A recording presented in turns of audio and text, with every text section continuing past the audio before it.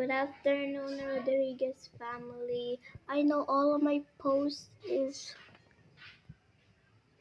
you thought you have a bad internet. They just paused and I don't know what's happening. And their sounds is not fast. They're just paused. I'm so sorry for posting like that. I know I don't know how to make this, but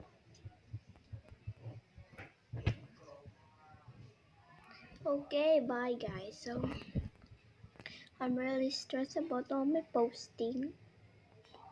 A lot of sa mga Tagalog dyan, ito na lang sa inyo guys.